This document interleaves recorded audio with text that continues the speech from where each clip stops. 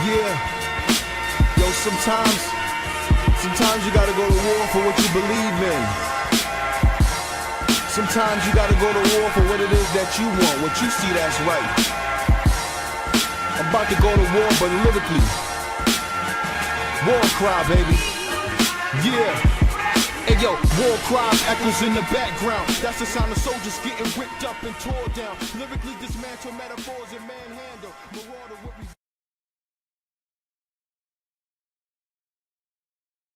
Peace and welcome back to another episode of Impose My Will podcast. I am your host, Ramone. With me, my other host, my brother Jojo. How you feeling, bro? Feeling good, man. Snowed in, but we feeling good, bro.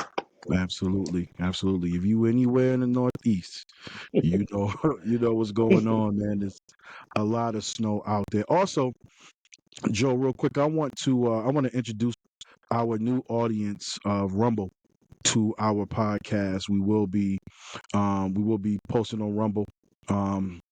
So you can always check us there, YouTube, of course, but we're going up on Rumble. We're going to be spreading it around a little bit. So, we have, the platform, stretch out the platform so more people can see us, man. So peace to everybody at Rumble. Thank you for checking us out, man. I hope you guys enjoy the content. So, this weekend on Friday, we had a dope card, man. It was a Keyshawn Davis card versus Dennis Berinchyk. I believe that's how you pronounce his last name. Crazy lead up to the fight. I would say even crazier fight. So we're gonna break that down a little bit. There was also some other fights on the card. Some of them I seen, some of them didn't. I know, Joe, I know you saw some of them as well. Did you want to touch on, let's just say, for example, Abdullah Mason? You want to touch on his fight? Yeah, Abdullah Mason, he's going to be moving up fast. Just like how we saw Keyshawn Davis kind of climb through the ranks quick. You got to watch out for Abdullah Mason. Very sharp. If anybody recall his last fight, man, excuse me because I forget the fighter's name. Yeah. He got knocked down twice in that fight. But each time he got knocked down, he bounced right back and caught him. So, yeah, I mean, his jaw was tested. Yeah, I mean, he has a good bounce back rate or whatever. But in this fight, he was just sharp. You jump in the phone booth with him, he's the type of fighter you don't want to get in the phone booth with. He is very precise. His position, footwork, he boxed like a vet, even though he is a solid contender. He's not a prospect no more or whatever.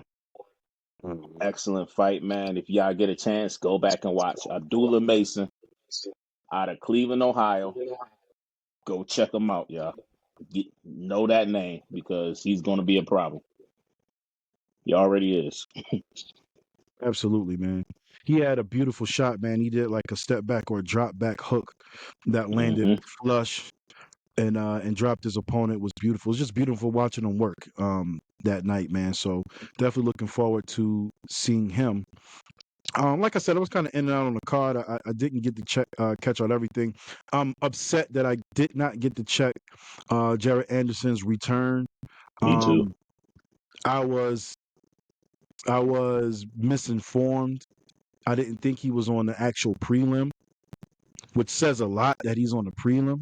You know what I'm saying? It was all messed up, bro. It was fights that shouldn't have been on the prelim. Like the Abdullah Mason card, the way I had that listed, that was supposed to have been the first fight on the main card. That was on the prelim as well. Nico Ali Sheik. I mean, not sorry about that. Ali Wash. Nico Ali Wash or whatever. He was on the prelims too. Actually, he was the first fight to kick it off. So it was a weird how they set up. I don't know if it was an issue with how they posted it on Ring Magazine or Boxing Showtimes or whatever, but it was just even like the timing of the fight, how they had it set, everything was kind of off. So you wasn't the only one, brother. Yeah, I kind of hate it. It makes you think that Jarrett and maybe even Ali, because both of them, from my understanding, lost. They lost their previous fights, and it kind of makes you feel like, even if it was a card thing, it makes you feel like they fell that much in the rankings where they're not on main cards anymore, which is just weird to me.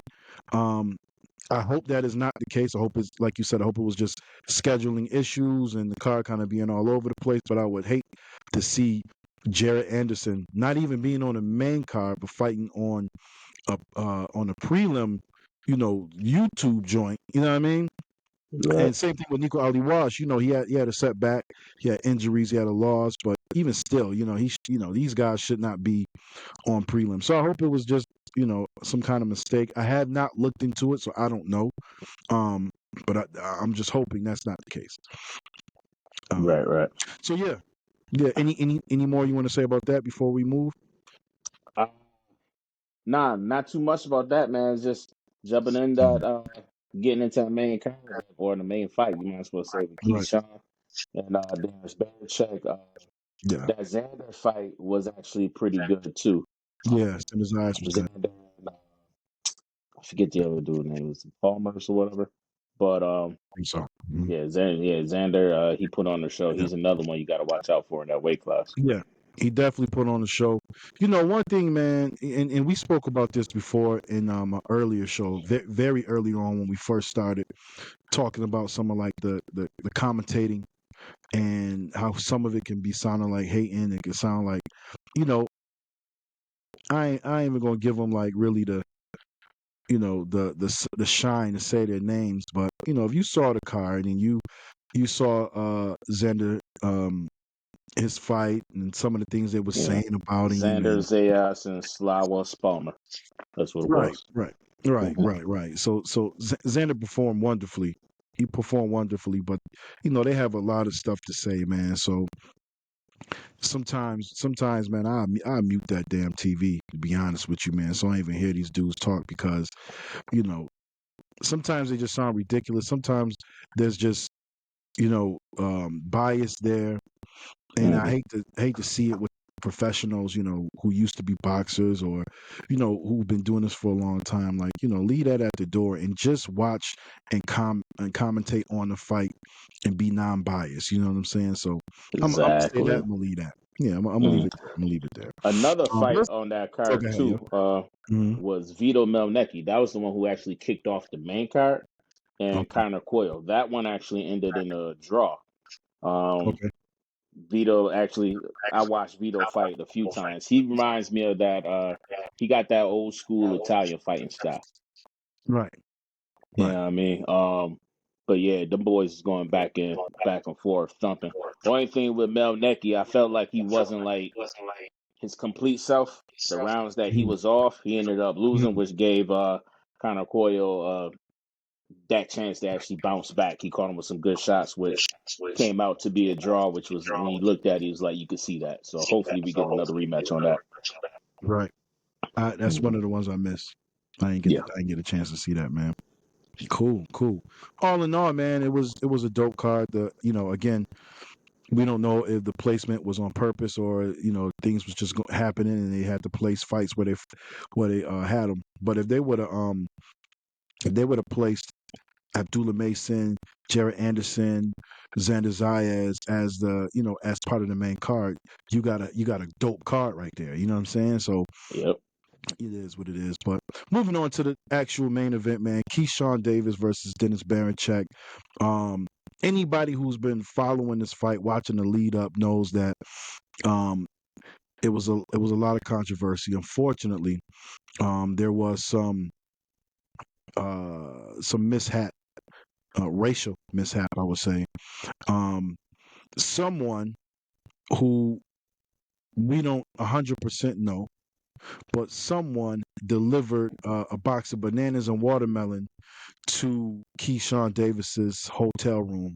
Now, if you live in America, or you are familiar just with African Americans, you kind of know what that means. The banana signify kind of like monkeys, being a monkey. The watermelon kind of signifies how, it's been said that black people love watermelon and chicken, and it's just very racist. It's just not good. And it's kind of cool because Keyshawn said, and I'm not gonna let that overshadow the actual fight. I want to get this out the way. But Keyshawn said, they did see a video. They did see footage, I should say, video footage, but they couldn't. I guess they couldn't make out the faces. And also possibly could be another boxer who will remain nameless, unless you want to. You know what I mean? Nah. You know what? Let's say it also could have been Teofimo, from what we understand. Teofimo Lopez. Keyshawn Davis recently responded to all of that. So he's in good spirits, which is what's most important. Top Rank put out their little, statement or whatever, which it don't change. It ain't gonna change nothing. It is what it is. But as long as Keyshawn, was able to move on from it, which it looks like he did, that's what's most important. Right. Got anything you want to say about that? Yeah, it was videos that popped up of Teofimo commenting on the situation. Yeah. It was a video of him actually watching the face off, the press conference and everything. He's laughing, eating the banana or whatever. And then there was another one where he makes a video after the Keyshawn Davis and Berinchyk fight. And it's Yeah. Teofimo talk about make sure get your potassium, eat your bananas or whatever. Yeah. Which I find very childish, unprofessional. As a boxer, saying the boxing commission, they definitely should look into that. And it's not a good look. I get it, Mm. you want to sell fights and create press and stuff like that, but bro, Yeah. you could really get hurt behind some stuff like that. Like, people don't take that Really. stuff lightly. I'm not Yeah. gonna lie. I'm a person, somebody did that to me. I'm not taking that lightly. Yeah. It's not cool. It's not a cool look, especially Mhm. for Teofimo, somebody who's struggled to sell tickets and Yeah. you're looking to fight somebody. That's not the way to do it. Yeah, I mean. So, Mhm.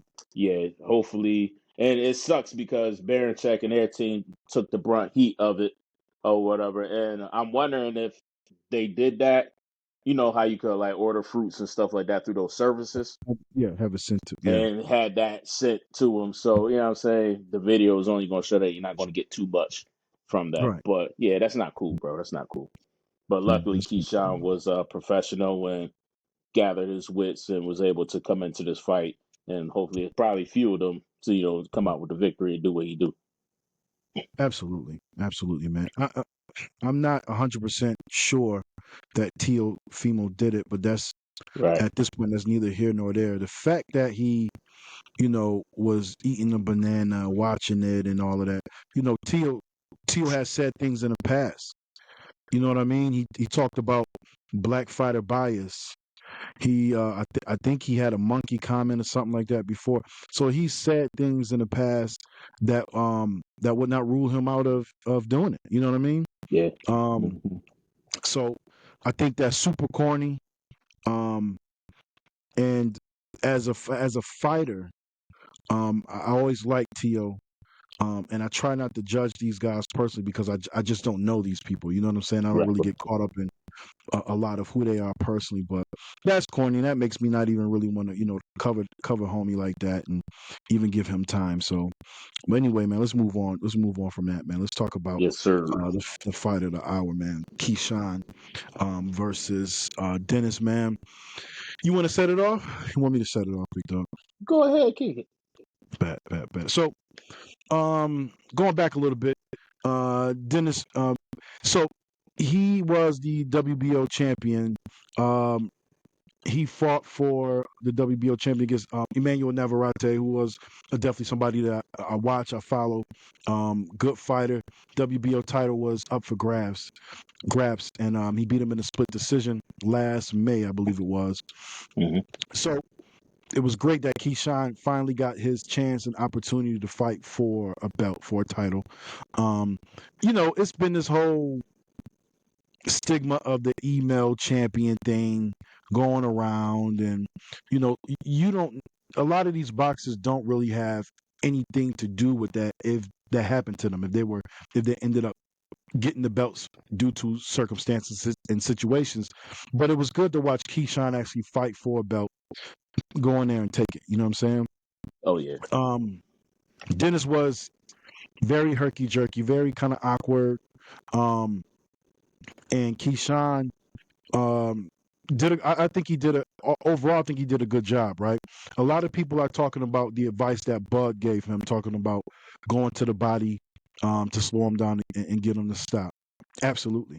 But I actually go back to what BOMAC was saying to him, because he ended up there. He was trying to exchange at one point, trying to Mhm. exchange, trying to hit him with some bigger shots.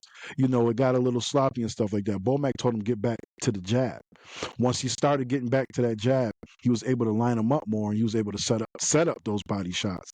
So definitely big shout out to BOMAC. Of course, shout out to Bud. Both of them as his coaches, but BOMAC really kind of getting his mind back on track um, to set up them shots, man. I got to give it to BOMAC. Um, Not a whole lot, man. Again, the fight didn't really go. It didn't go the distance.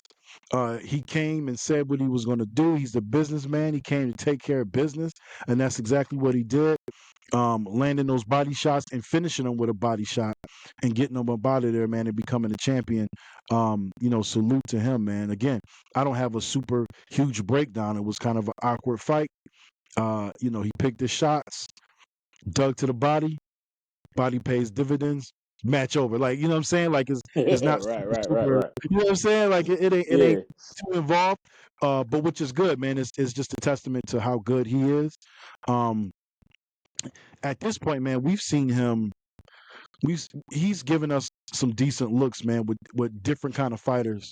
oh yeah, Seeing him, move around, put together combinations, getting rhythms, throwing to the body. I mean, it's not a lot that he cannot do, man. And I think with this belt, this puts him in position to not only start to vie for some of the bigger fights, but also if you at that weight class and you're looking to fight for a belt, you got to come to him too. So this puts him in a good position. yeah. Like, I agree with you 100%.